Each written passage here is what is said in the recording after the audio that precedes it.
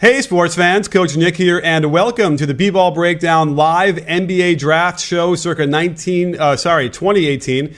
We've had a little bit of difficulties, and I almost feel like it is 1918 because of how hard it was to get everybody in here. FU to Wirecast, big FU. But hey, thank you guys for coming on the show. We have Dave DuFour and Adam Stanco to break down live what's going on. So, hey guys, what's happening? Not a lot. Aiden just went number one, just as basically everyone kind of predicted and knew, through source information. And also, Aiden stands to potentially be a Hall of Fame big man. I mean, the guy's got incredible offensive skill. It can play inside and out. Great passer out of double teams and things like that. Can actually put the ball on the floor a little bit. The only question marks, to my mind, and Adam, I'm curious your opinion on this, is the defensive end. Will he come around on that end? Yeah, it's a great question, and I agree with you. I mean, I think you look at his offensive skill set, and the guy is so complete. Steps out, hits 12 to 15 footers consistently. He actually showed some three-point range, even though he didn't shoot that well. It wasn't part of his game, really, at the college level, but he has that ability. His footwork's great. Defensively, as you point out, I think it's the big question mark. He's got the physical tools to be there. It was more, to me, off the ball and not guarding guys off switches on the perimeter. He can get low, get in a stance, and actually hang with guards. It was more so the fact that when Biggs, obviously, he was away from the ball, when his guy didn't have the ball, he wasn't getting a lot of those off-ball blocks that some of the great centers of all time, which I think I want to start to compare him to, the Ewings, the Robinsons, the Elijah ones. That's the one thing I think he was missing. So I love DeAndre, and I think he will pick it up. I just think that's awareness, and I think that just comes with time. Fair enough. I think I agree. I kind of, I have a love affair with Doncic, and I thought it'd be a nice little reunion with him and the coach, Kokoskov of Phoenix now, but who coached him in the national team of Slovenia. But either way, listen, Aiden is the one guy, I suppose, that you can't pass up because of his size and skill, right? I mean, there's other guys who look a little bit like him as far as the size of his body and the things that they could do. We have other guys like Bagley in that realm, but it seems like Aiden is definitely I think it's fair to say he's on a different level. As an athlete, I mean, the guy is just, he's otherworldly. He really reminds me of David Robinson, the way he's built and how his feet move. I mean, he moves his feet like a guard. It's pretty impressive. Yeah, a guy's 7'1", 250. I mean, to see a guy move, as Dave describes, at that size is just unheard of. And again, you talk about the Shaqs, the Ewings, the Olajuwons, the Robinsons. Those are the great centers, and he's there with them. Absolutely. Okay, interesting. So David Robinson, you would say, is his ceiling then, right, Adam? I think he could be beyond that because I think his ability to shoot the ball and his size. I mean, he's ripped like Robinson is, but I think he's even bigger and he's going to get bigger. I think the question for me is how much is this draft class going to change the way we look at bigs in the NBA? And that's what I'm most curious about to find out from you two. It's that all of a sudden we're going to see Bagley enter the league, Jackson enter the league, and Ayton most notably. Our team's going to play, 4 out, 1 in, and throw it down to the post. I mean, are we going to start to see some post playmaker return? I mean, things run in cycles sometimes, and we've been getting away from that. I'm just curious as to what you guys think in terms of the future of the NBA as it relates to some of these rookies coming in. Sure. Well, we could talk about that for a second. And as for the Kings are about to select, and they choose Marvin Bagley of Duke, which I think was, again, not a surprise at all.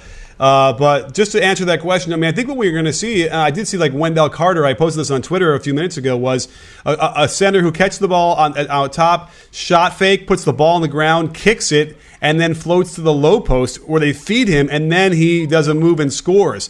So kind of like we see Steph Curry driving, kicking, and then getting to the corner for a three really quickly, we're going to see, I would imagine, big guys do that, but then instead of going to the corner, they're going to go down low and grab low post position and score. Woj just tweeted out a trade. Atlanta and Dallas are going to make a trade. It's going to be 3 and 5. They're going to swap, and so I guess Luka is going to go to Dallas. Oh wow! Trae Young's going to Atlanta. Dallas is also sending Atlanta a future first. So Luka Doncic, if he's on the board, I guess. He'll be on the board. So Luka Doncic will be traded to the Dallas Mavericks for Trae Young. That just happened. Wow. And this was interesting because we knew that the Mavs had a love affair with Doncic. It became very public a few days ago, and then yesterday, all of a sudden, Atlanta started putting out, the smoke signals. Oh, we love Doncic too, knowing that he might be available because they thought the Kings wouldn't take him and drive up the price. So it's really interesting to look at how Doncic now is going to fit alongside Dennis Smith. I think is really interesting. It's a breakdown tape waiting to happen, I think, Coach. And then yeah, my mind is already reeling here. And then we got a whole nother discussion in terms of Atlanta, who spent all that time tanking this year and then moves down a couple spots. I have to believe they have strong interest in Jackson and Bamba. Dave, you were thinking that maybe even Trae Young for Atlanta. They just didn't want to take him at 3. Right. So they're going to get Trae in this trade. And so my idea was that I think they really like Trae, but just not at 3. So they pick up a future first from Dallas, and there's still a thought that they may try to trade up from 19 to get back into the lottery and get another guy. So look for them to try to make a deal with the Clippers to maybe get 12 or 13, and potentially try to move Bazemore or Dennis Schroeder. I think that they would like to get one of these young wings. This is a team now that'll have Trae Young, Taurean Prince, John Collins. That's a good young group to start with. And as far as the Mavericks go, I think Doncic is going to work well with Dennis Smith. He'll be able to actually take some spot-up shots, which he didn't get a lot of playing in Europe. And it'll be a secondary playmaker from the wing. I mean, it's going to be a lot of fun to watch that team. I do think that in free agency, one of the priorities they should have is a rim-running big. So that way you've got a guy who can actually run the pick and roll with these two and not rely so much on the Dirk Nowitzki pick and pop. Interesting. But this almost assuredly locks in Jaren Jackson to Memphis at 4. And, he's a guy that a lot of my draft go-to guys have said he's going to walk in the league as a top 20 defender and potentially be one of the best defenders in the league by year 4. So, Memphis could use that guy if he shows any of the offensive flash that we've seen. If he can actually refine that stuff, he could play as the 4 next to Gasol, and also he could be their small ball 5. I like it for them. I'm not so sure I like Jaren Jackson that much right now. I watched some tape of him this morning and was sort of like, just kind of a big shrug to me. But part of the shrug was just what they were doing in Michigan State, how they were running their offense. This is sort of one of those things where maybe I get him in a pro set and get him spacing and different things, and he'll be able to do more. But he certainly seems pretty raw, I would say, at the very least. Yeah, I watched Jaren Jackson work out, actually, and people are in love with him for his potential. Dave talked about it a bit. I mean, he's 18 years old. So Ayton and Bagley, who obviously just got picked, both 19 years old. Jaren Jackson, he's 18, even though Bagley reclassified to become a freshman. Great instincts in terms of his shot blocking, extremely productive in terms of the per 40.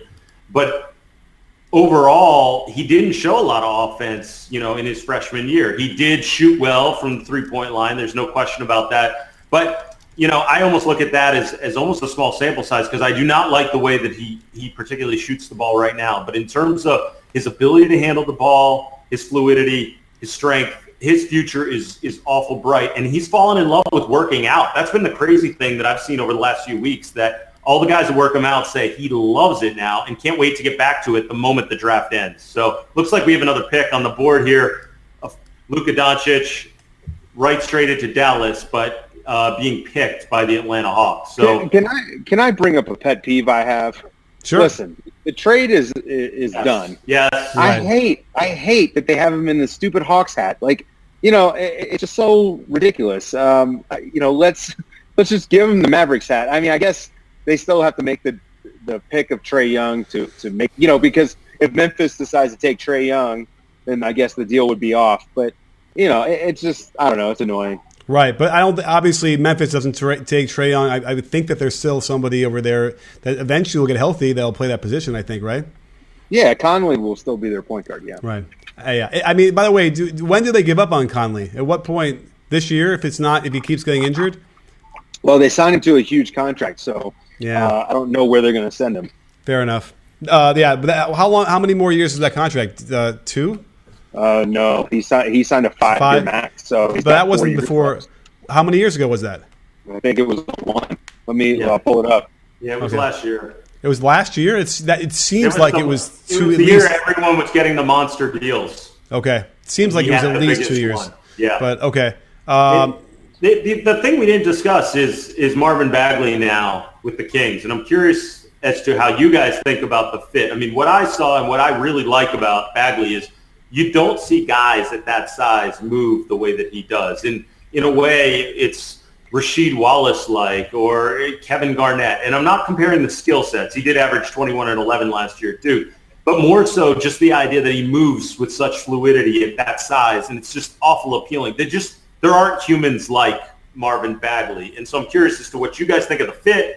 You know, does this mean Willie Cauley-Stein's out the door? What's the future look like for Kings? The last guy at that size that ran as smoothly as him is probably Willie Cauley-Stein. So you kind of got a guy who isn't – but obviously Willie Cauley-Stein never had the kind of offensive polish that Bagley does, even though I still think that Bagley has a long way to go in that department. But he's farther ahead at this point of his career than Willie Cauley-Stein was.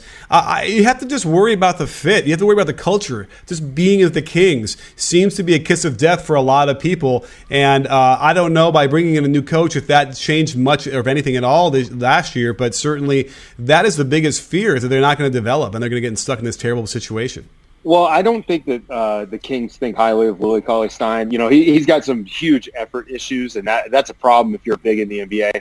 And with Bagley, there's none of those concerns. I mean, the guy plays hard the entire time. So the coaching staff is not going to have to say, hey, come on, give us a little extra.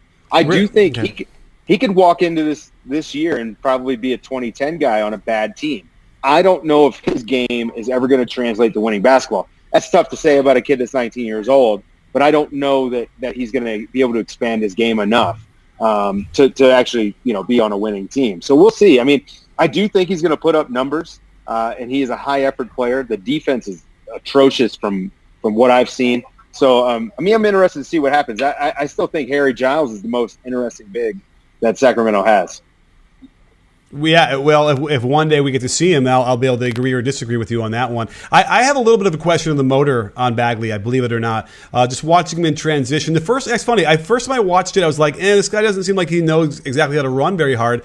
But it was weird because I grabbed those clips and I brought him in. As I was editing and writing the voiceover, I don't know. Maybe my mind flipped or something. He did look like he was running like it wasn't as much of an issue all of a sudden. The same clips, 8 hours later. So I don't know what's going on in my brain with that. But I did feel like I had a little bit of a question, and maybe even Adam. I feel like maybe you saw what I was talking about. If that is even a slight question. Yeah, I think that's been brought up somewhat. I think there's a question about it. It's a weird thing because you expect out of Duke players that no matter what they're going to play hard, especially on the defensive end. Whoa. Well, okay, but did Okafor do anything to facilitate that? No, totally fair. I'm more saying the perception as to what people expect. I agree with you. I have more of a question, though, with his ability to – he basically gives up defensively. Like when he ends up on switches, in the Boston College game that Duke was playing this year, when their guards were attacking, they knew they could stop and pull up 10 feet, 8 feet, and get wide open looks. That should never happen against a guy that's 6'11" and moves the way he does. There's no way a guard should be able to consistently pull up in the mid-range, and I think that's where I have a bigger issue because that's almost an effort thing, even if it's in the half court. And my running the court effort issue guy is actually Mo Bamba, who's going to be selected pretty soon. Mo Bamba, to me, is more of a guy that doesn't get up and down the court as much as I think that he should. Couple things I really like on Bagley, though, is that I really love his hands, and he's a quick leaper and a really good rebounder. I think that ultimately in the right spot, right coaching, this guy I still think could turn into a really special player, and we're still forgetting. He reclassified. He should have been a high school senior this year. He's still young, maturity-wise, as well as his development. Sure. An interesting comment in the Twitter on Periscope. Robbie Rob 30 says, I feel like the most efficient version of Bagley would be a 6'10 Iggy. But I don't know. I feel like, I don't know. What do you guys think about that? I don't see it. Dave? I don't see it.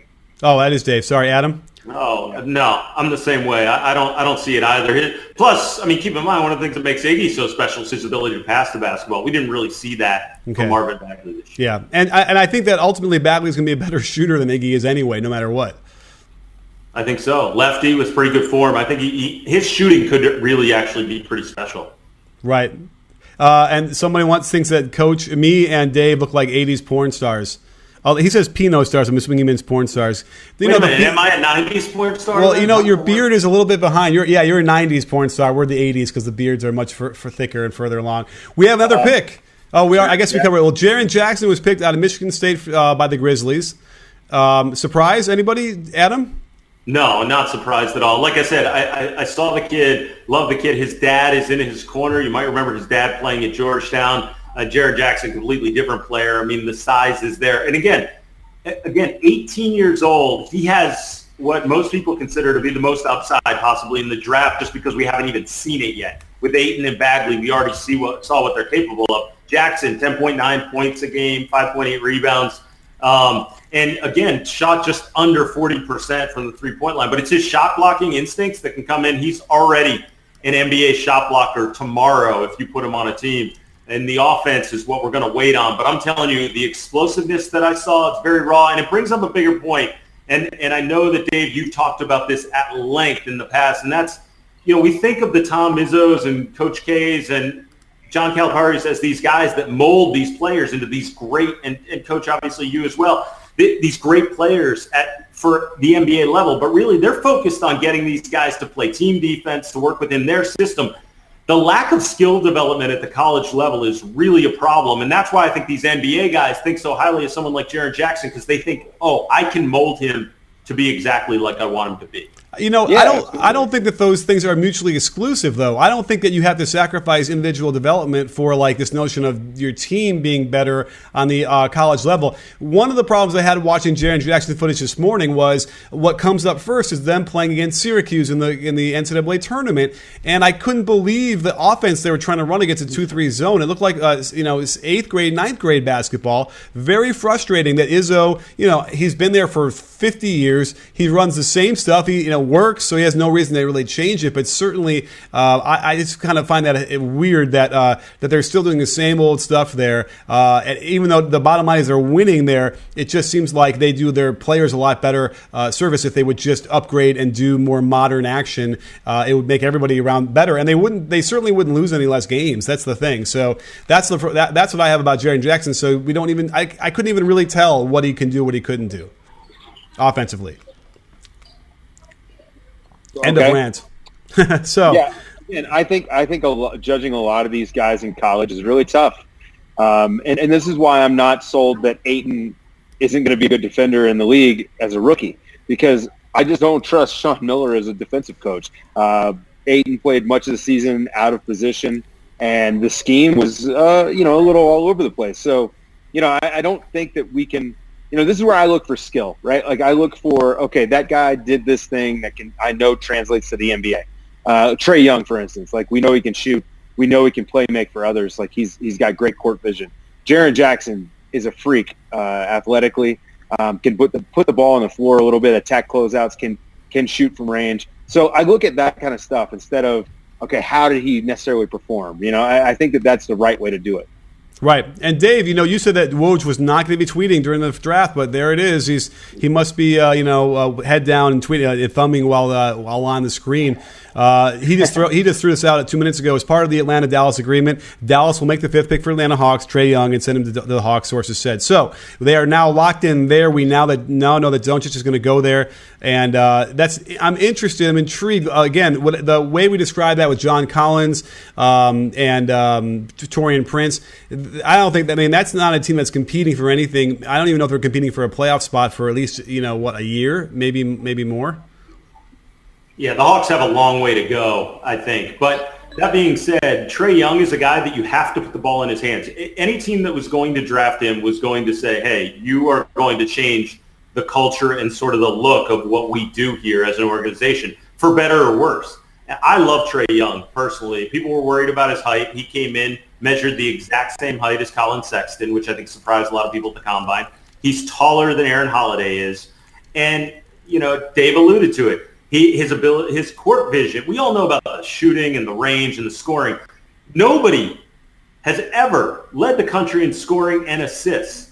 So the fact that he did that was just completely remarkable, especially to do it against top-tier competition, playing from a power conference.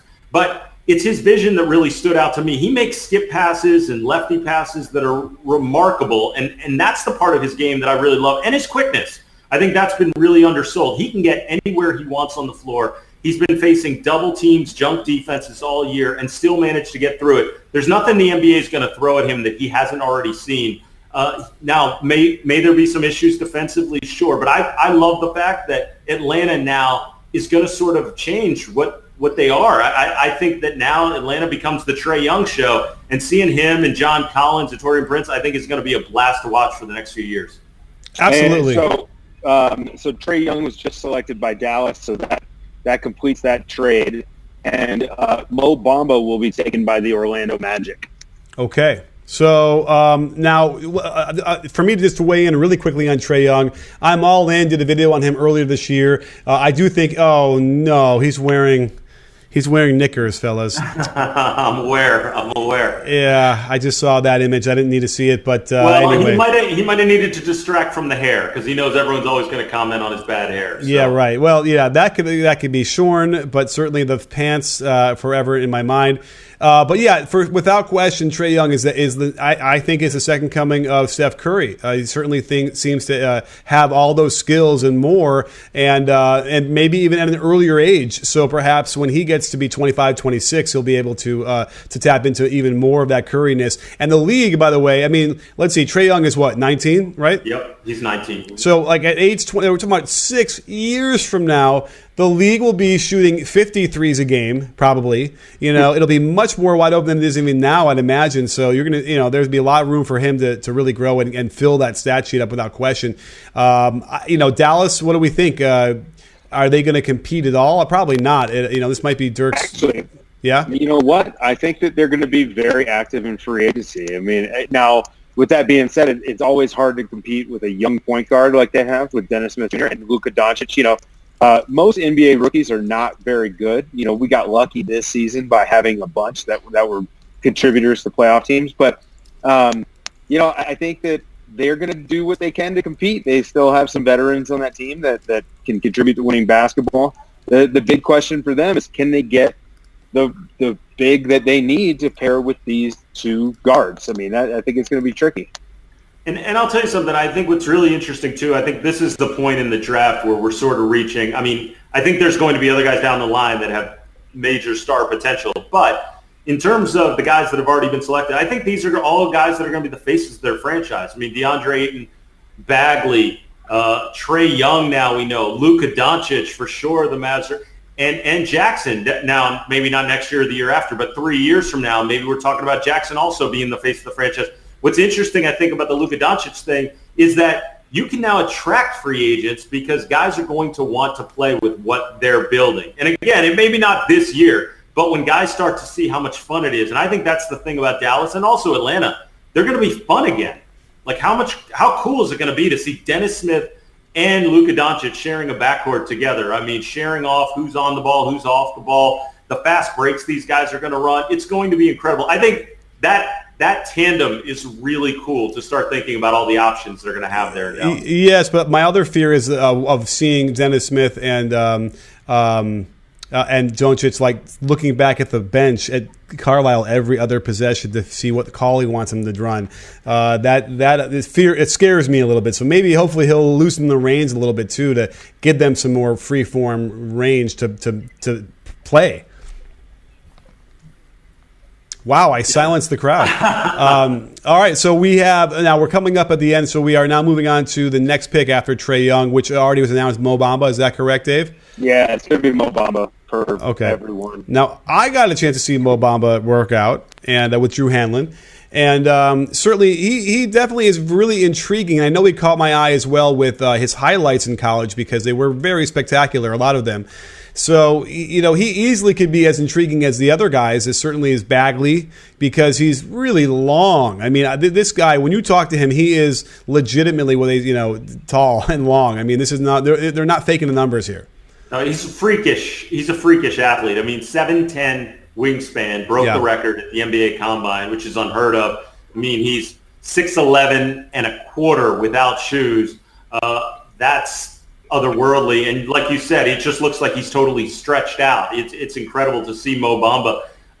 Again, I'm a little bit worried about his desire on the basketball court. He wasn't that productive on the offensive end. Really struggled a bit scoring through traffic. As Dave said earlier, you have to look at what skills are translatable and sort of go from there, because there's other parts of the game that they can work on. And Mo Bamba, by all accounts, a wonderful kid. He's from New York City, went to school Westtown in Pennsylvania, which is building a powerhouse high school program. Mo Bamba has a ton of upside, a ton of talent. You can see where it's going. If his floor is Rudy Gobert, you're in pretty great shape. Now the question is, will he develop an offensive game? We started to see him work out, shoot some threes. I don't know that he'll ever be a three-point shooter, but Mo Bamba certainly has to be more productive. A question mark, but if you're going to take a question mark, a guy with a 7'10" wingspan isn't a bad place to start. Dave, what do you think of the kid?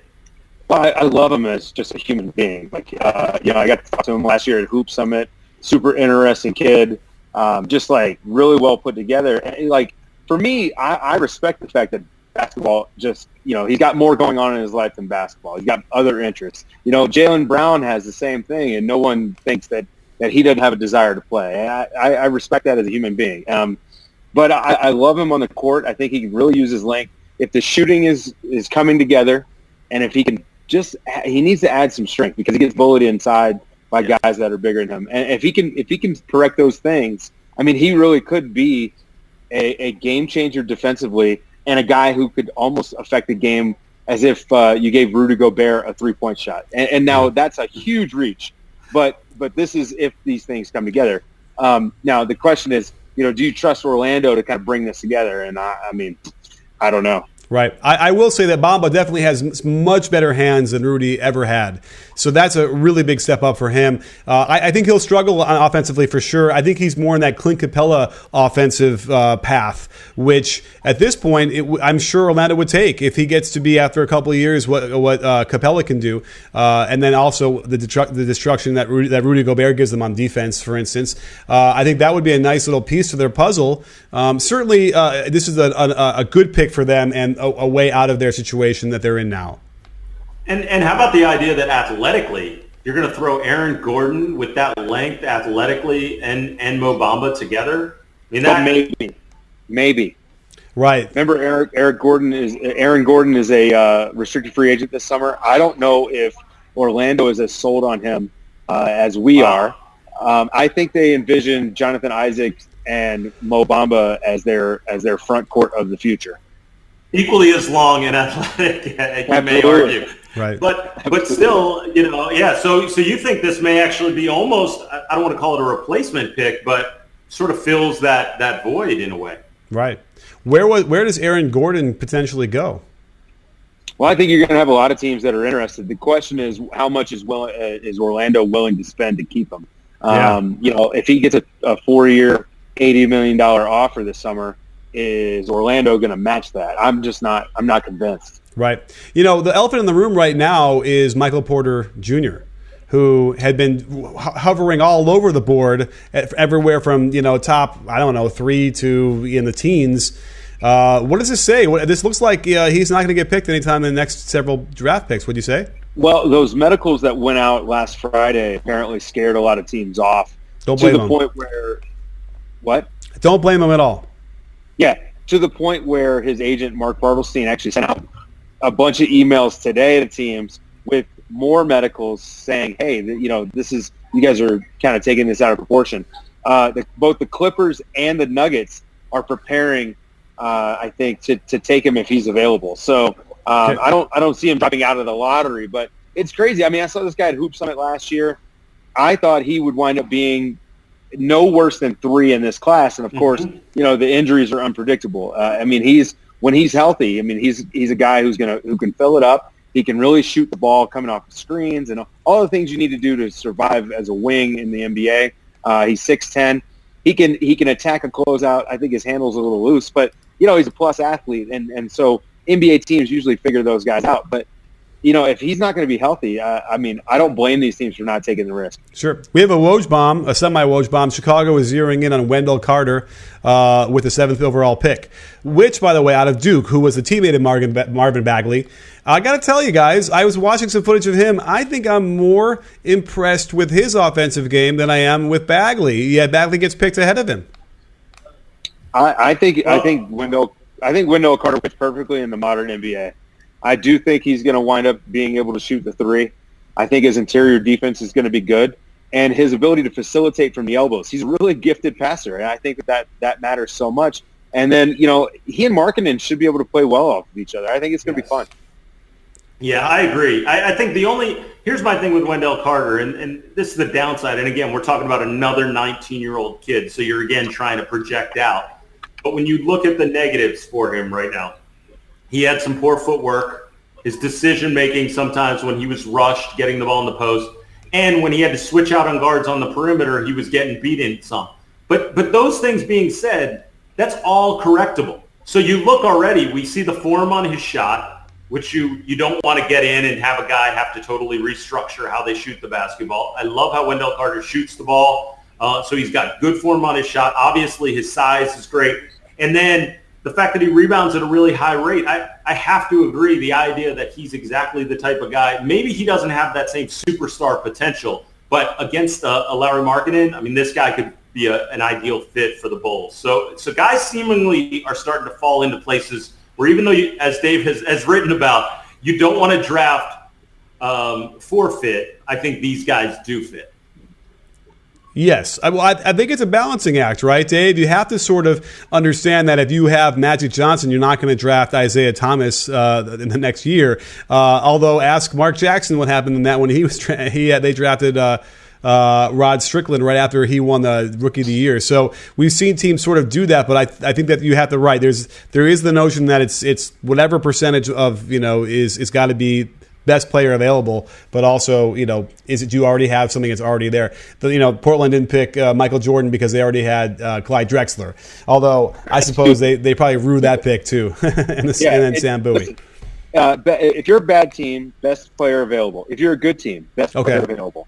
And best player available just makes so much more sense. I mean, there were a lot of people who thought the Suns should take Doncic because of the Igor Kokoschkov connection. Yeah. But, how long do coaches normally last with a team? 3-4 years? Doncic is a guy that you're going to have under team control for 7 to 9 years. So, you've got to, a lot of this stuff, I think people overthink. The key to the entire process, and when you look at what the best teams do, they take the best talent available at their spot. And if it fits on the court, that's great. But organizational fit is even more important than on the court. If you draft a bad character guy to a team that doesn't have a strong locker room, okay, well, guess what? He's most likely going to fail. I mean, we kind of saw the ups and downs that they had in Sacramento with DeMarcus Cousins.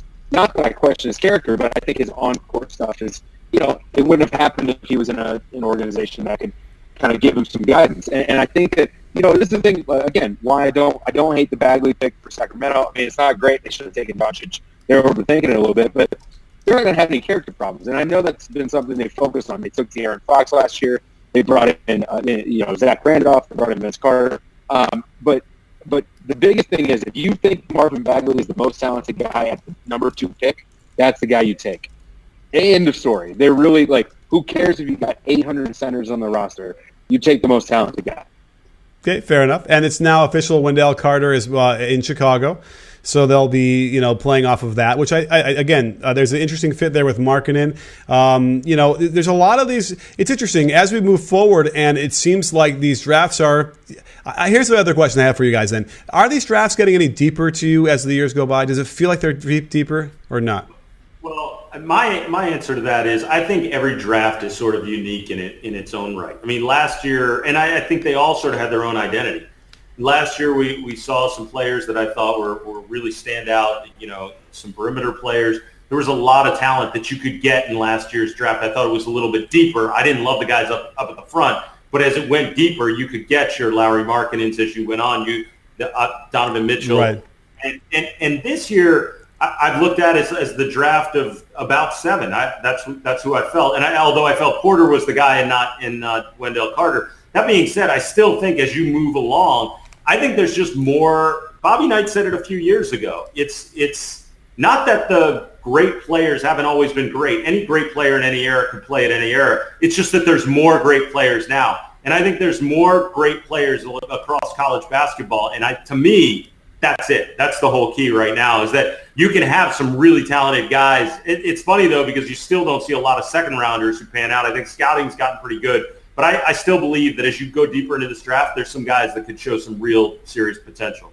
Now, Chauncey, his comp for Wendell Carter is Carlos Boozer. Adam, what do you think about that? I don't know. I think almost as different players. I like the idea that they sort of have similar looking shots. The form on their shot is similar, but I almost think different guys. Boozer was almost a bruiser, and would be physical with you and also step out and shoot it.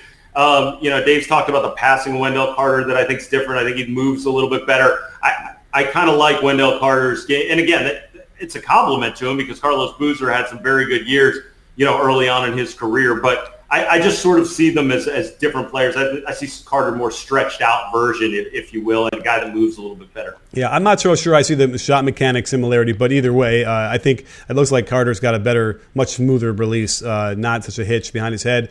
Dave, what do you think?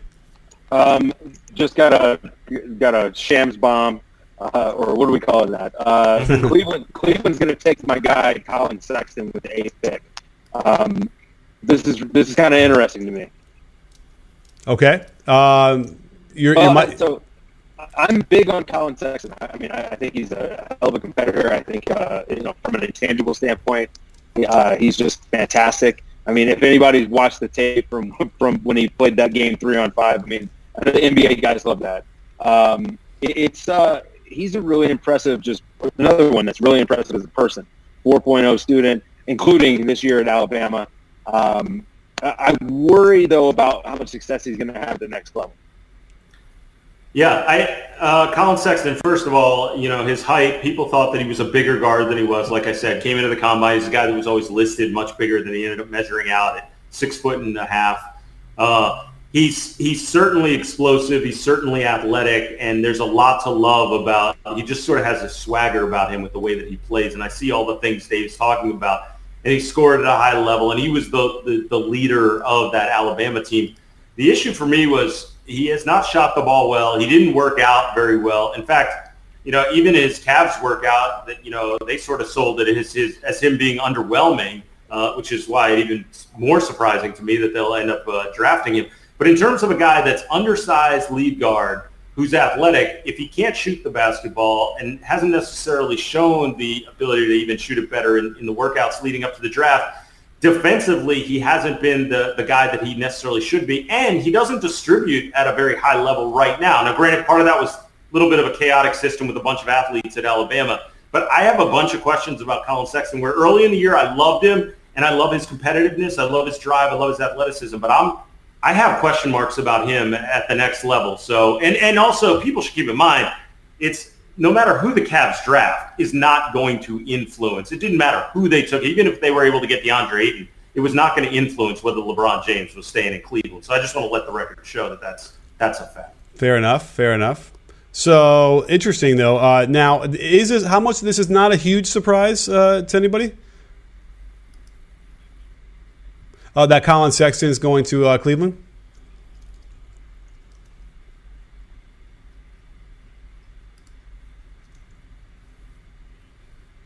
All right. I'm sorry, Dave. Yeah, we can't hear you.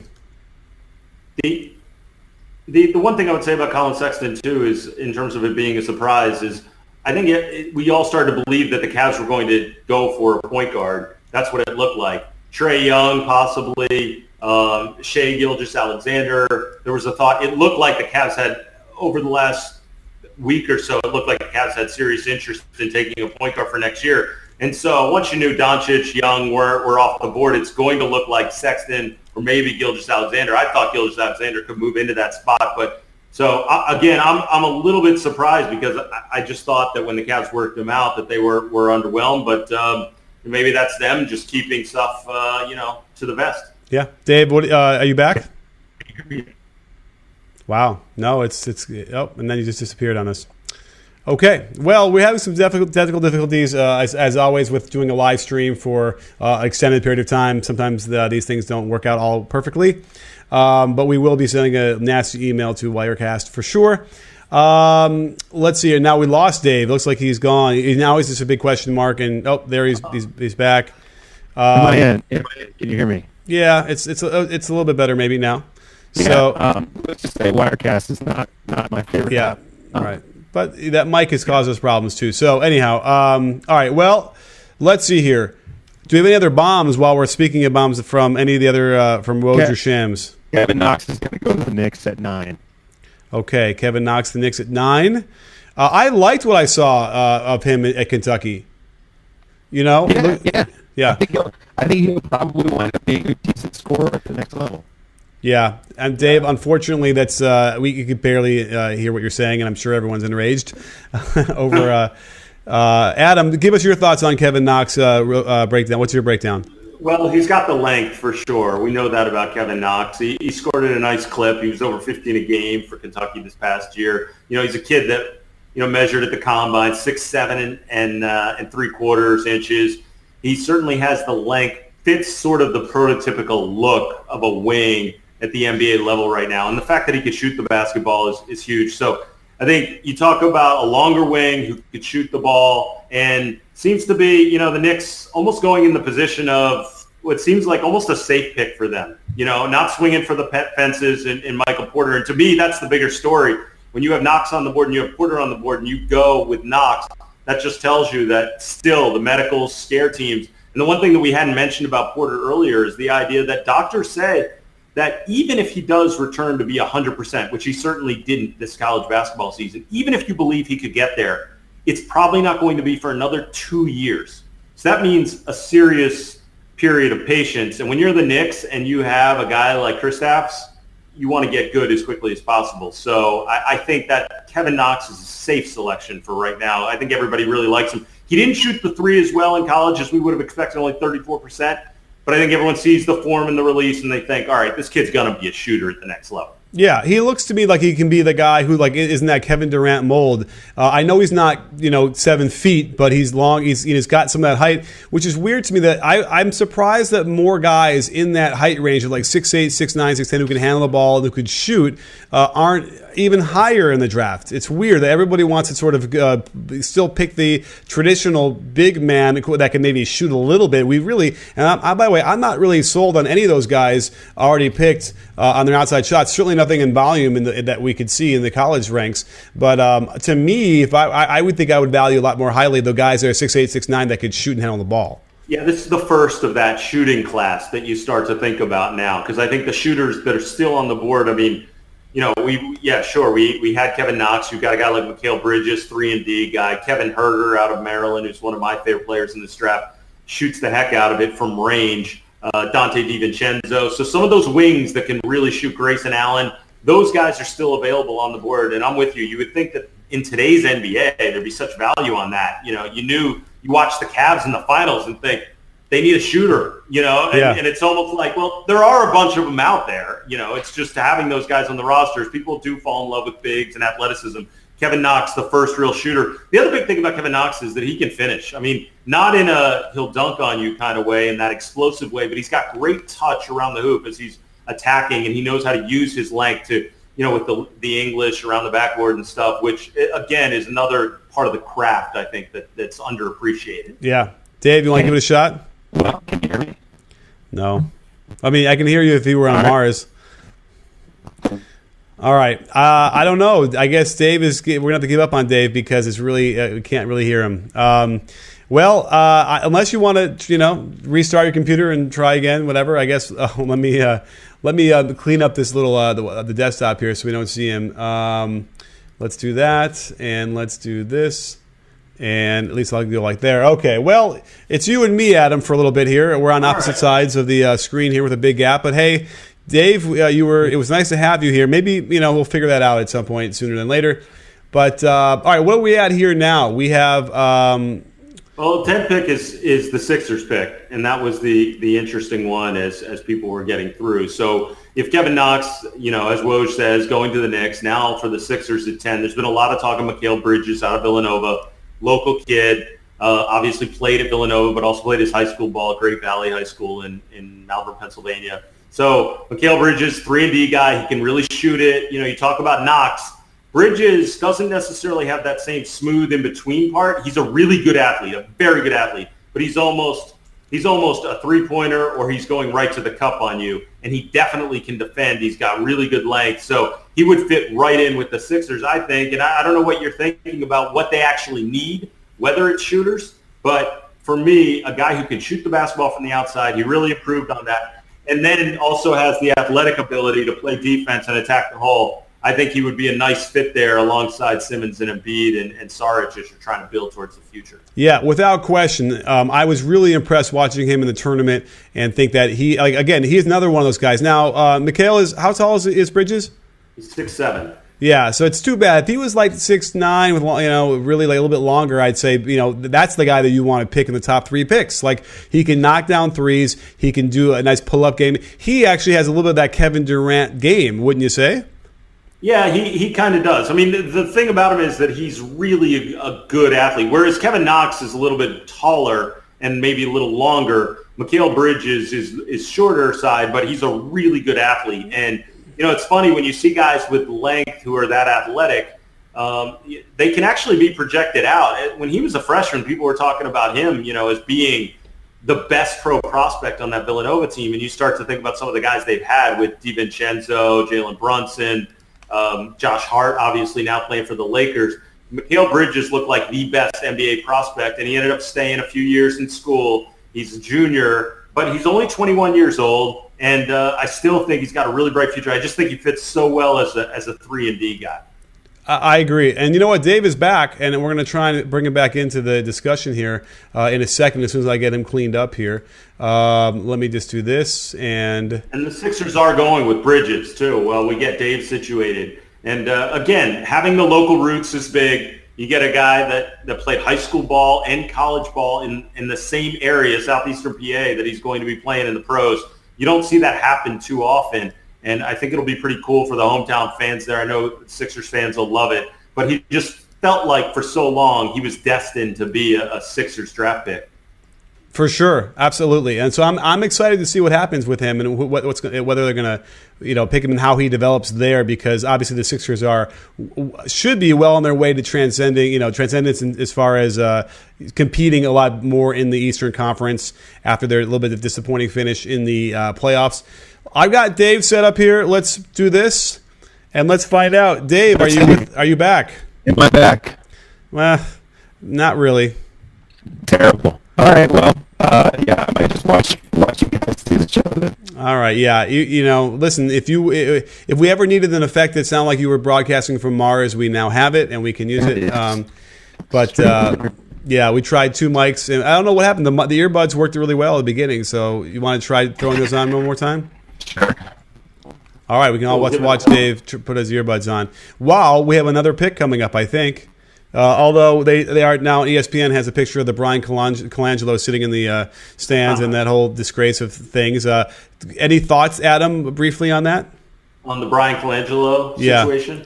Well, I think it's been one of the craziest soap operas we've seen in quite some time. I think the biggest thing is just where management goes from here and whether they can get an executive in, whether it's a David Griffin or who, that could give them an opportunity. If it's not LeBron, then some other free agents here. I think that, to me, is the big question, is what the Sixers are doing long-term in terms of their front office.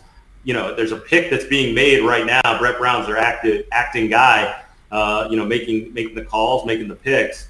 And so, to not have that overall vision, that long-term vision, I just think every day that goes by puts you further and further behind the 8 ball, because this is an executives league. People talk about it being a players league, which I agree. But when you look at the R.C. Buford, Sam Presti, Daryl Morey, Bob Myers, and, of course, Danny Ainge, when you look at those guys, it's the old chess versus checkers argument. Those guys are so far ahead of the rest of the executives in the league. And so to not even have any executive in place and any long-term vision, Lindsey at Utah is another one. I just think that the best executives are always having such a big advantage. So without having Colangelo there, I think it's really crushing to the team right now. Right. But I guess obviously better to have him not there and not taint the free agent process than to have him than there. So sure. Is Dave available? Do we have Dave back?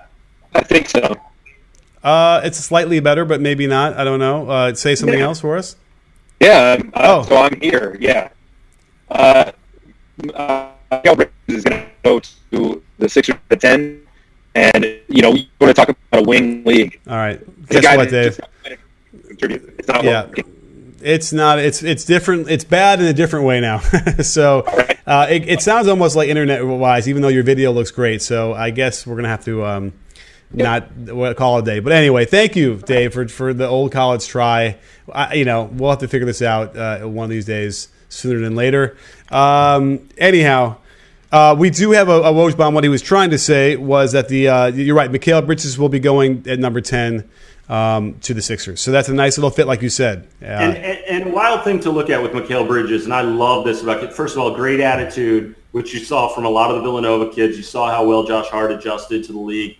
Like I said, we saw the potential. His first year, their freshman year at Villanova, he played in 40 games, didn't start any of them, and he shot 29.9% from three. His sophomore year, 39.3% from three, and this past year, 43.5% from three on 6 attempts a game. So just seeing a guy that's worked that hard to develop his game when he already was a really good athlete and a pro prospect. He was a first-rounder, definite given over the last 2 years, but he turned himself this year into a lottery pick, and I always got to give a lot of praise to kids like that. For sure. It's a great story. I love to see that. If you're going to come from anywhere in college and be ready to play in the NBA, in my opinion, I think Villanova is going to be one of those places that we'll see over the next several years that those are the guys who are getting prepared pretty well. Jay Wright's got a really good program of player development. So I think he gets it. The way they play is a lot like how the NBA is playing. So those are the guys. That's why I feel like Rick Brunson should be another guy that should be drafted a lot higher than he's going to be. Jalen Brunson. Jalen Brunson. Brunson's son, yes. Yes, right. Yeah. Yes, forgive me. There's 4 Villanova kids that are going to be taken in this draft. You got Mikael Bridges, then Dante DiVincenzo, Jalen Brunson, and Amari Spellman, who came out after just his freshman year. They're big, who stepped outside and can shoot the basketball. So, yes, they move the ball really well. And to see a team with that many pro players who played as unselfishly as they did, that's the NBA way. The most successful teams know how to move the basketball, know how to play well together. So these guys not only competing against each other in practice every day, but play so well together. You know that they're going to be great team guys at the next level, especially how hard they've worked on their game. I think exactly what you bring up about Jay Wright is why everybody's dying to play for him right now. Absolutely, yeah. There's a guy that gets it. Like there's a guy that understands how to merge player development, preparing them for the NBA, and I would think it's safe to say winning. He's certainly done quite a lot of that in the last several years. So good to see from him. Where are we now? We are actually at the 11th pick. Charlotte is on the clock. And we have to figure out what they want to do, and then we can discuss, how many more picks we want to try and break down through the first round or so. Yeah, what do you think? Yeah, for sure. I mean, I'm good to go as long as you feel like going. I'm prepared. The Charlotte pick is interesting. I mean, Kemba Walker and what his future looks like. As part of the Charlotte Hornets, we know that what he's meant to that organization. I think it's really interesting to see what Charlotte's going to do because, there was talk about Colin Sexton maybe being that pick, Shai Gilgeous-Alexander, the 6'4.5" without shoes, 6'6" with shoes, point guard from Kentucky. A lot of talk, a lot of love around SGA, as they call him. Only 19 years old, has really shown enormous potential as he started to come on at the second half of the season for Kentucky. So this pick now for the Hornets is a really interesting one to see in what direction they go because this tests the Dave DuFour theory. Do you go with the best player available? I'm going to agree with Dave that you always do. And if that's the case, is it a point guard? Because, you also have Malik Monk there. So something else to consider with the Charlotte Hornets. Who would you like to see a team like the Hornets? What kind of player would you like to see them take? Good question. Yeah, I think, again, with the Walker issue up in the air, it feels like they should want to get a big. They want to get a long, athletic big who's still left. And I got to look now. I have to look at my notes to see who's left. Is that Michael Porter Jr.? Now I'm getting in the position here, 11, 12, 13, where I feel like that's a good place to try and get him and hope he does develop over a number of years or whatever, comes back and plays like they think he can. Yeah, this is around the time when I expect him to go as well. And look, after 11, which the Hornets, we'll see what they end up doing. Woj is now reporting, actually, Wojbaum, that they're discussing a trade possibility with Phoenix because Phoenix wanted to get back into the lottery and could be going after Gilgeous-Alexander. And so that would be interesting. There's been a lot of talk recently about how the Suns are very interested in Aaron Holiday from UCLA. I don't think they would take Aaron Holiday at 11. But if that's who you love and you feel like he could be your point guard of the future, then I'd say, go for it. He had a tremendous year this year and obviously has NBA pedigree with two brothers who are in the league and have been successful in the league. But the other interesting thing to point out is if the Hornets do not take Michael Porter Jr., which I don't expect them to, the Clippers have 2 picks back-to-back, 12 and 13. I know Jerry West loves Jerome Robinson. That's something that I know for sure. Okay. That could be one of them. And then the other one could be that Michael Porter Jr. This is the perfect situation. If you have back-to-back picks in the lottery, why not take a flyer on one of them? This might be the right situation and get a guy that has that crazy star potential. Yeah, for sure. Now, we could talk about Holiday for a second, if you like, because I've watched him for 2 years now at UCLA, and I don't know. A lot of the UCLA people were really high on him and felt like, he should be a mid-first-round pick, and I just sort of, I don't know, a guy, because he really isn't that tall, but he's not like a water bug. So what does he do? What's his, how does he, he's also, I would say he's a bit more of a shooting guard than he is, or a combo shooting guard than he is a point guard, wouldn't you say? Well, here's the thing that was interesting with him. After his freshman year, he's a junior now. He came out after his junior season, but after his freshman year, there was word that Lonzo Ball was going to be joining UCLA. And as the story goes, he was, considering maybe I should transfer, maybe I should declare, what should I do? What does my future hold? And his brothers convinced him to stick around, and they said, when you enter the NBA, you'll be a rotational guy, a sixth man. You're going to have to come off the bench, be a backup lead guard. This is a great situation for you to learn from. And so they encouraged him to stick around, play with a point guard like Lonzo Ball, who's an NBA caliber lead guard. Alford obviously was in the backcourt at that point. And they said, look, be a rotational guard. That's what your NBA future holds, at least early on. So why not learn from that? So that was a huge experience. He stuck with it, had a very good year playing alongside Lonzo, and then last year really came into his own. He's a guy who averaged over 20 points a game, on nearly 6 assists a game, had a stretch where he was just dominant in the Pac-12.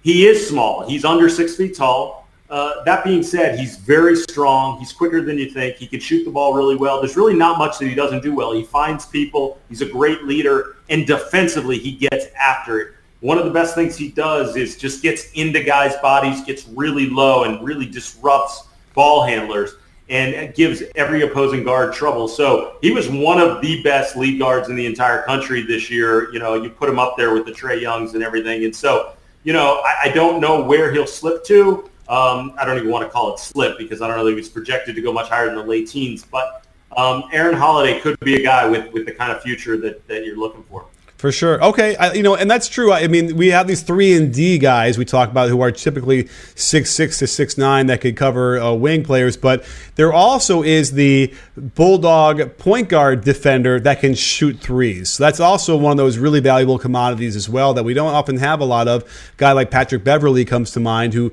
didn't have a three-point shot in the beginning and really had to work to get it as much as he has it now, which isn't amazing, but it's there. So yes, in theory, if Holiday is already well on his way to being a really good three-point shooter, and if he's got the defensive pedigree, yes, that would be a nice addition. Again, I would suspect, that's going to be in the 15 or beyond, 15 to 20 something, right? Yes, and we just got the Hornets pick is Shai Gilgeous-Alexander, and again, Kentucky, another one of these one and dones from Kentucky, very talented kid in terms of. I don't know how much tape you watched on him, but, he's got great height. Like I said, 6'4.5", got good size. He's long, though, not just the 6'4.5". And what was really interesting was he didn't really start much early on in the season. And then about 16 games into the season, he really came on and got the starting job. And I talked to a few NBA people, and they'd watch Kentucky play, and the first thing they'd say, there's a kid named Quade Green who was playing ahead of him, and they said, man, there's an outstanding lead guard on Kentucky. And you're thinking, oh, it's Quade Green. But really, it was Shai Gilgeous-Alexander. He can defend. He's got that great length. And finds different ways to score. He's kind of a crafty scorer underneath. Still learning the position, still new to the game, but, he can explode for scoring bunches and really was consistent once he was given the reins. I don't know that he's going to be given that role, obviously, with Kemba Walker there, but maybe this gives you the opportunity to either groom him down the road or, you trade Kemba Walker right now because his value is so high. Yeah, I mean, to me, it almost feels like the new coach and James Borrego, maybe they, to me, it's like at some point after X amount of years, it just, if it's not working, and I think it's fair to say that it's just not really working in Charlotte, that it's time to move on. And they made the coaching move, and I certainly feel like it's the same for players. And it just simply means maybe you're not accepting, you failed or whatever. It's just simply, you have to move on. And now, did you see Shai work out at all?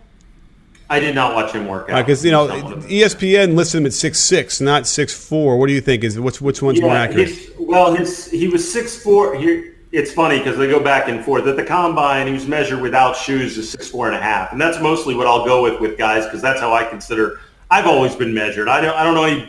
Look, as someone who comes from a family that has some doctor ties, I know that. Right.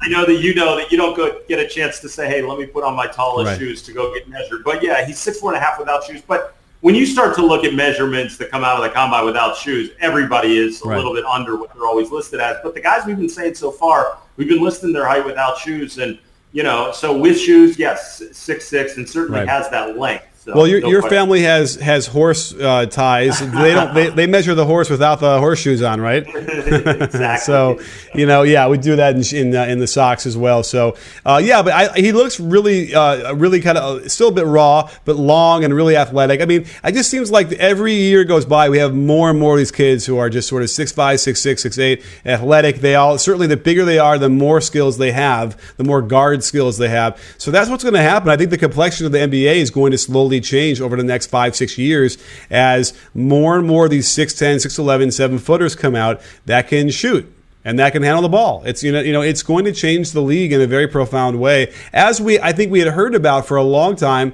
and just only now I'm kind of starting to handle to see that for sure. You know what I mean? Yeah, absolutely. Now we have another Woj bomb here. The Clippers traded for Gilgeous-Alexander. Sending their 12th pick. Remember, the Clippers have 12 and 13. Right. Send the 12th pick and 2 second-round picks. So basically, 2 second-round picks to move up 1 slot to get Gilgeous-Alexander. And what makes that an interesting deal, and the Clippers are going to select for the Hornets Miles Bridges out of Michigan State, who we can talk about in 1 sec. But I think what's really interesting about that is now I also think that the Clippers are not going to take Jerome Robinson out of Boston College. They wanted sort of a taller, bigger lead guard, and now that's where the Clippers are going, which also brings up questions about Teodosic. Well, he's gone. We know Teodosic. Yeah, right, exactly. He's gone. Well, here's go ahead. Their backcourt was pretty loaded already, so it looked like they were going to still have some depth in the backcourt. It's interesting. They must really like Gilgeous-Alexander, in order to, the second-round picks can oftentimes just be to shed. It can be just a dump for you because they're not guaranteed contracts anyhow. But just anyway, the fact of the matter is to take one of those picks and turn it into Shai Gilgeous-Alexander tells you what they think of him. Sure, and it's too bad because Tyrone Wallace with the Clippers was actually really good for them, and they kind of, yanked him around in the G League and back and forth and didn't really give him a chance to shine like he could have, even though even in the little chance he got, he did very well. And he was that 6'5", 6'6" guard that could do a lot of things for them, and so I hope that he gets a shot somewhere. And similar, and you're absolutely right. Similar player. It's almost like you take an upgrade version of what Tyrone Wallace is and say, oh, we really like what this guy brought to the table.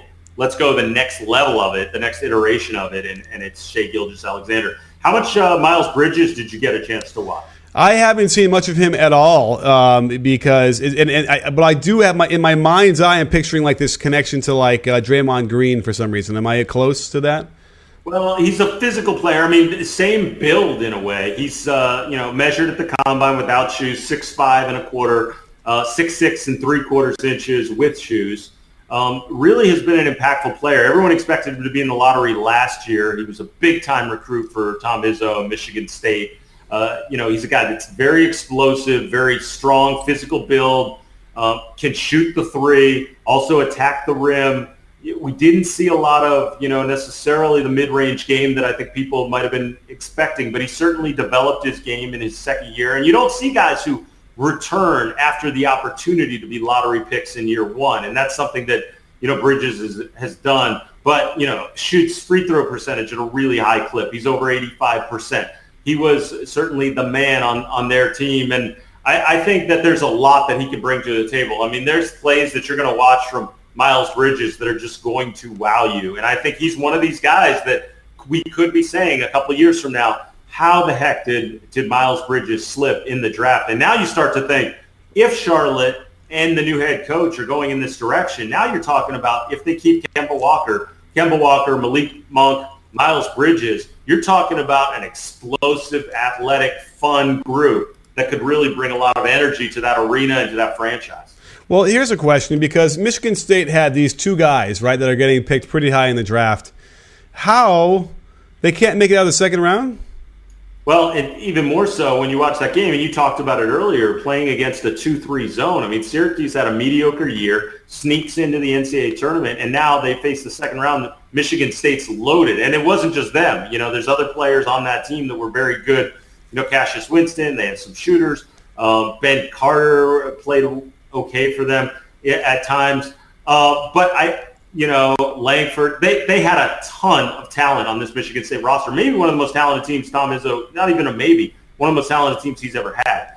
All that being said, they faced a 2-3 zone, and you talked about it. I mean, coaching-wise, Bridges should have been the guy flashing to the free throw line or somewhere on the high post against that 2-3. He's the perfect guy because he can turn around, square up, hit, or attack you, find other people. And they didn't utilize him, and I couldn't understand it for the life of me.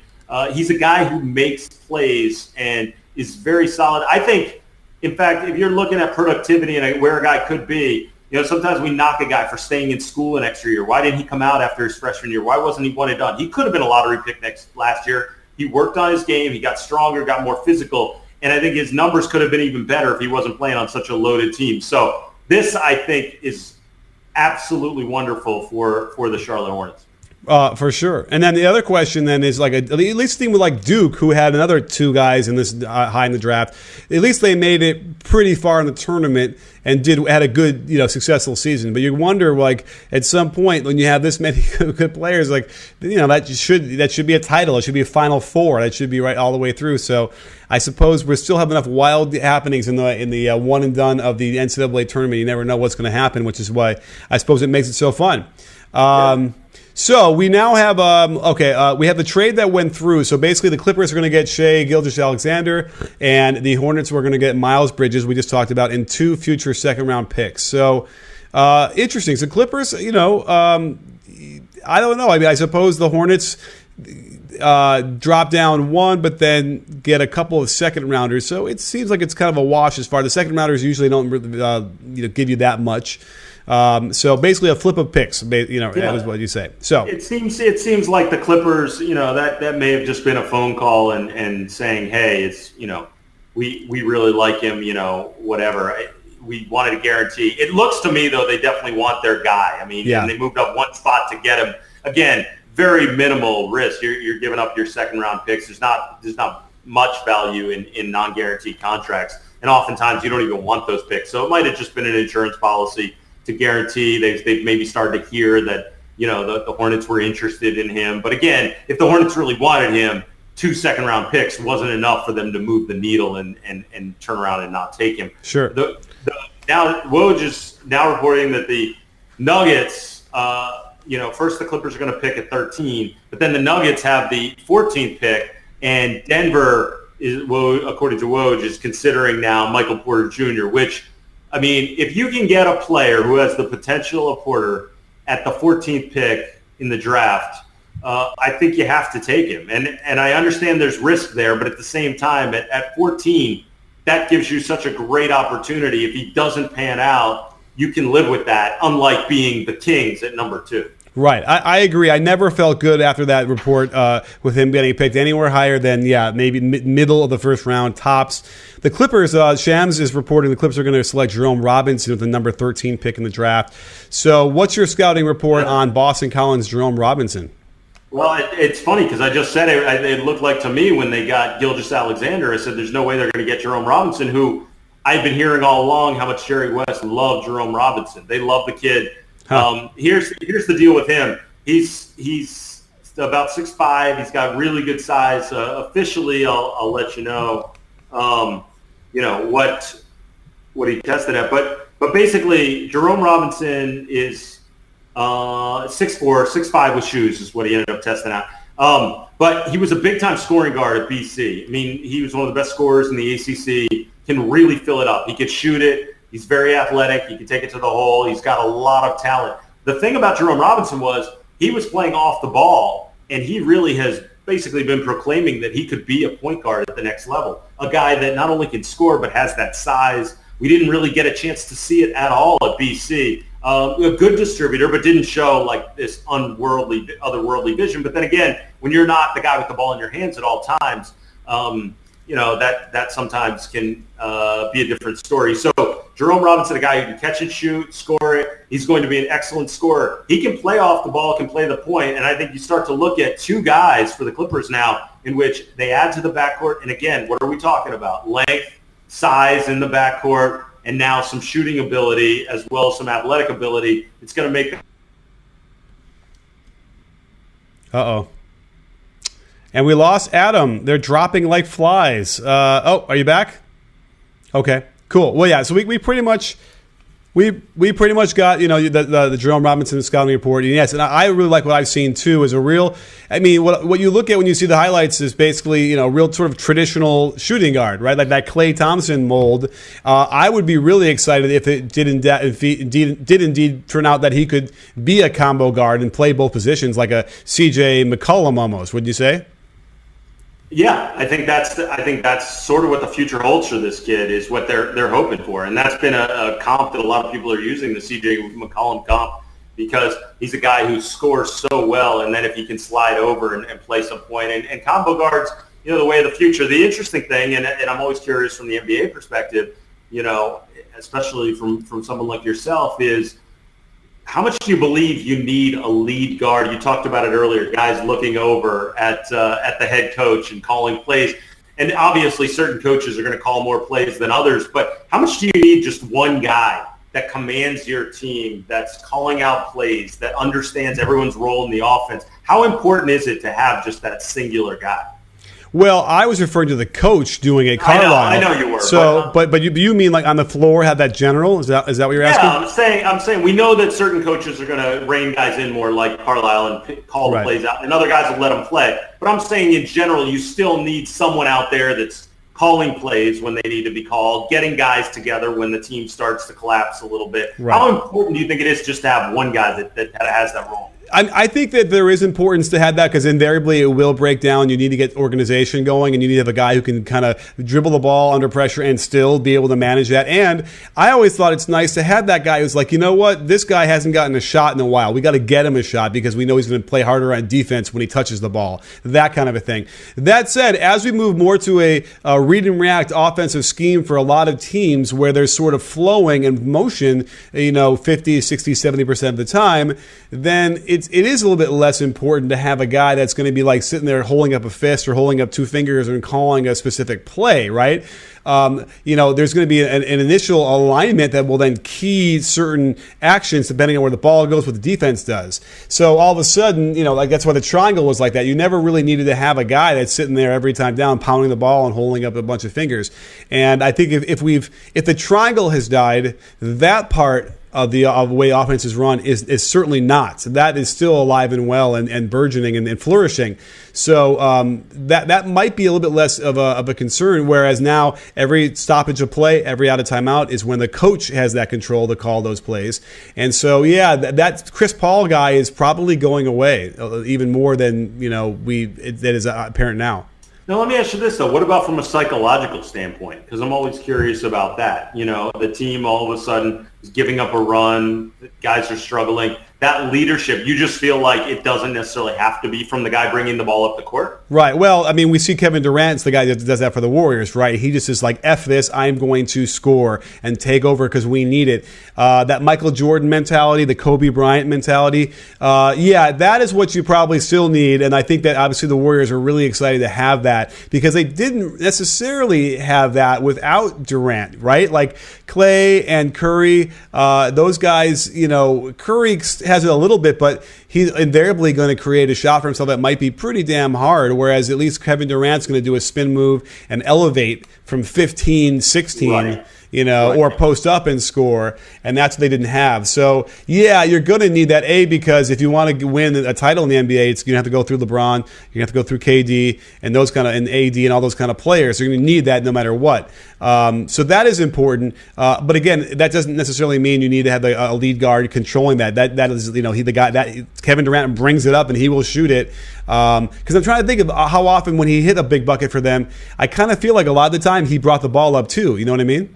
Yeah, I definitely think, or at least ran some type of ISO play where he caught it and then set it up himself. And so now you're talking about at least he's still the one initiating, somewhat of the offense. Yeah, right? and it's less of like, Curry just sort of pointing him out and just throwing it to him and everyone clearing out, whereas back in the day, Magic would have been like, he would have been like waving everybody over and tossing it into Kareem and then, giving him all the space in the world. Like I feel like, and that was probably all Magic deciding to do that because he knew what they needed. It's not the same game anymore. It doesn't happen. If you tell me the point guard position is going away for good, I'm really going to start to cry now. You will break my heart because I have such love. But before you even jump in on that, so Michael Porter is the pick right now for the Denver Nuggets, and so let's talk about Porter for a moment. I mean, you're talking about a guy who has length. One of the things that's interesting is he's been compared to Carmelo Anthony. But here's the thing, and I'll give you a good example of what we were discussing before in terms of actual height. Carmelo Anthony measured out at 3 inches shorter than Porter did at the combine. Porter 6'9.5" without shoes, so certainly has that length. We know about his three-point shooting. We know about the athleticism. He is almost like your prototypical. You want to start to talk about Kevin Durant. We don't think when you watch Kevin Porter play. When you watch Michael Porter Jr. play, you don't think of him as a guy that's Kevin Durant-like just because you don't even think that he's that tall. It's hard to almost imagine. But 6'9.5" without shoes, this guy has that crazy length that could be really special at the next level. And he was unbelievable as an athlete and as a shooter at the high school level. The only game in college that he really played a full game in before the injury was Missouri scrimmaged Kansas. Right. He scored 20 points in that game, shot 6 of 20.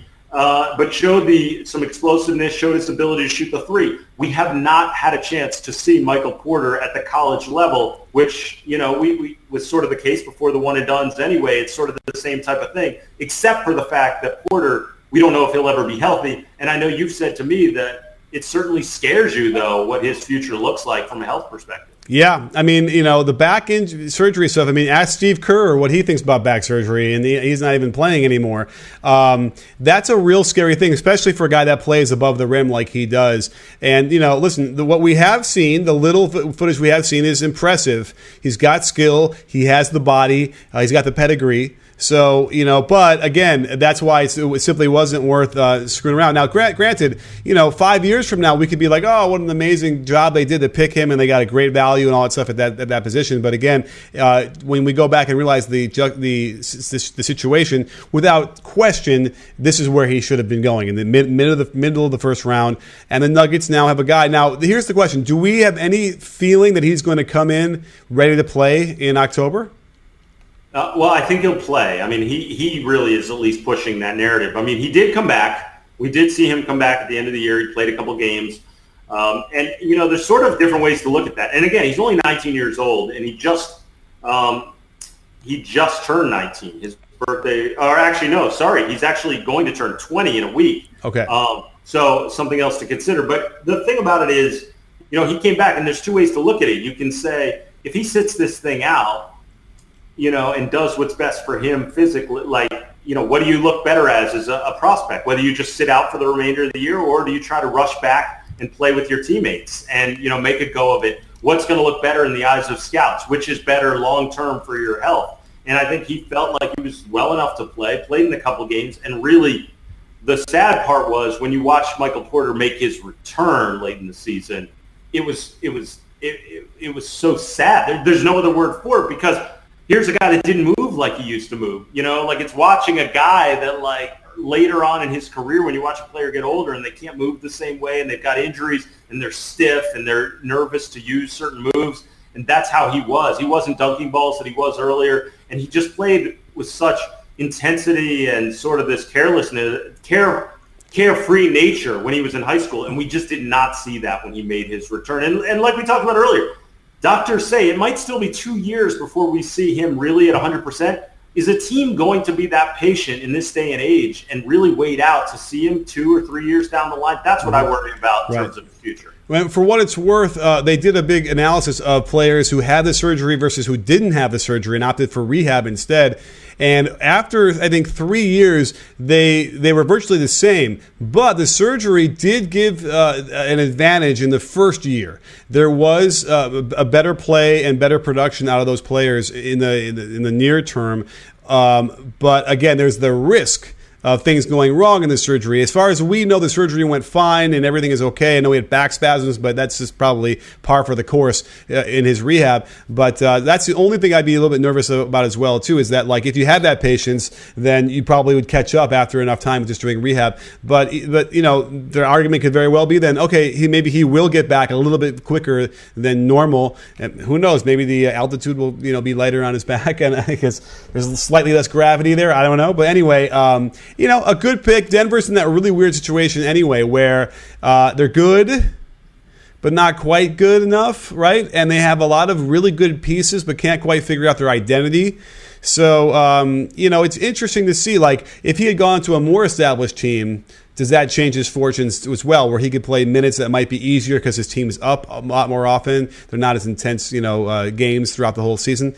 Interesting question. You know, is he going to improve the bottom line for the Nuggets this year? Probably not, right?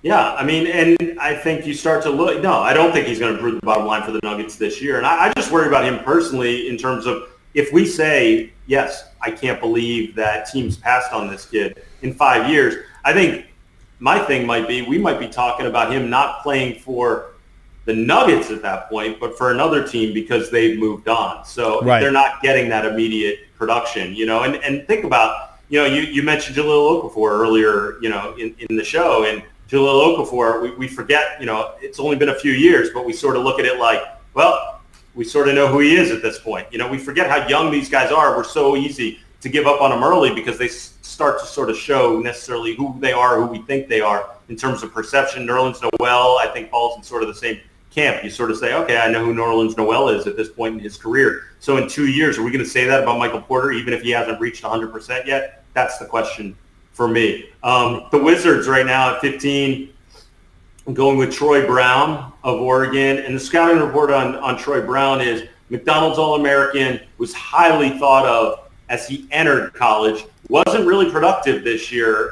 He's one of these guys who's long, 6'5" 3/4 without shoes, another inch taller with shoes, averaged 11 points a game, and didn't really shoot the three ball well. There was nothing in his game this year that you looked at. He wasn't as explosive as people thought. There was nothing really that you looked at and said, okay, that's a transferable skill. But what they like about Troy Brown was an exceptional high school player, showed immense talent coming out last year, and scouts are quicker to go for what a guy has done over the course of his high school career than in the 1 year of productivity in college, which is interesting. But the other part of it is, and I think this is huge, he's 18 years old. And that's, again, what you're talking about with kids like this. It's where does he project in 3 years? where is Troy Brown going to be?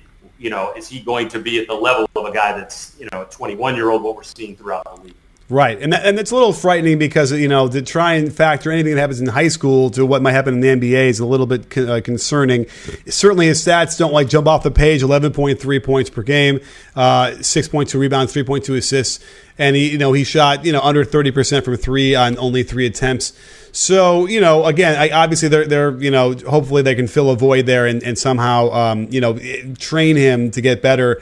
Perhaps this means they're going to keep, I guess, Wall and Beal together. Maybe if they got a really great guard coming in that they could somehow say, well, maybe let's retool. And like I mentioned earlier, I think it's too late. I think the Wizards have missed their shot with this team, and I think it's time to break it up. And I said it last year before the season started, and I think they didn't prove me wrong. It's over. It's not working with what they have. So this would have been almost a nice time to see maybe we can develop the next guy. Troy Brown, though, doesn't strike me as the player that could be like, oh, we're going to bring him in, we're going to get rid of Beal and let him take the reins and develop. Does he, to you? No. He's certainly not that guy. I mean, he's total project at this point. There's not any productivity you're getting. You talk about Michael Porter Jr., you think might be a superstar, but you're going to have to wait 2 or 3 years. Even in that case, I don't know what your ultimate ceiling is with Troy Brown, but it's that same thought process that you're waiting the couple of years before you really like Luka Doncic, for instance, would have been that guy. Like if the Washington Wizards could have gotten him, right, then they would have we can move on from either Wall or Beal and start over. In fact, that wouldn't have been. It's too bad they couldn't move up, because if they could have done that, they could have traded the Wall. I would have liked to have seen a big backcourt, Doncic and Beal in the backcourt together, and get something good for Wall and retool. But we'll have to wait and see. Well, I mean, listen, Adam, we've been at this for an hour and a half. Yeah, it's been a lot of fun. There's some guys still on the board that I think are interesting and worth just mentioning, not going into depth on. Sure. Kevin Huerter is one of them. For people that love Klay Thompson, I think he's a poor man's Klay Thompson. He's similar height, 6'7". The kid's really got, I think, an extremely bright future. He's young. He was a Maryland sophomore this year, but still only 19 years old. So, where's he going to be in a couple of years? Can pass the basketball, has good length, can defend. I think perfect 3-and-D guy, best shooter in the draft, in my opinion. And for 2 other guys that are comp guys, Chandler Hutchison of Boise State is a 6'7" wing player who can shoot it, put it on the deck. He reminds me a lot of Doug Christie, actually. Moves sort of the same way as Doug Christie. And then another international player, we're not going to get many of them in this draft, certainly not in the first round. Maybe this might be the only other one, is Elie Okobo, who's a lefty lead guard who shoots the ball really well, is kind of dynamic with the basketball, reminds me of Nick Van Exel. So there's some of the comps that you could see as we work down the line. I think Grayson Allen will be a first-round pick, and we mentioned earlier Dante DiVincenzo, some of those other shooters that are good that I think are going to have a home in the league. Sure, and I keep your eye on DiVincenzo. If he gets into a good situation, I think he could be a really good guard and surprise a lot of people, because he's got that, I guess we can't even say sneaky good athleticism. He's just got good athleticism, right?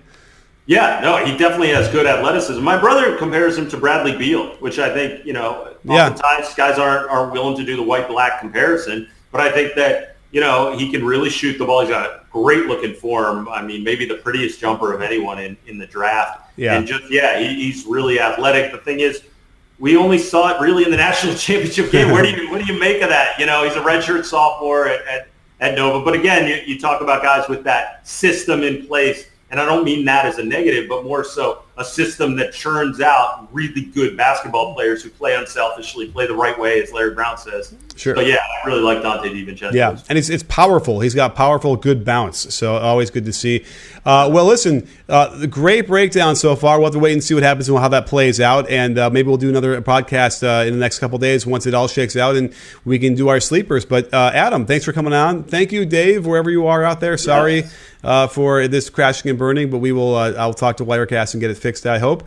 And thank you guys for joining us as well for the nice live show and good questions and good response. So don't go anywhere. We'll be back. We'll be here all summer doing videos. Adam will be back on the podcast. We'll talk more about these picks. And thank you so much for coming out, everybody. And don't forget, at B-Ball Breakdown, we're not a channel. We're a conversation. You win? You win, Adam? Always.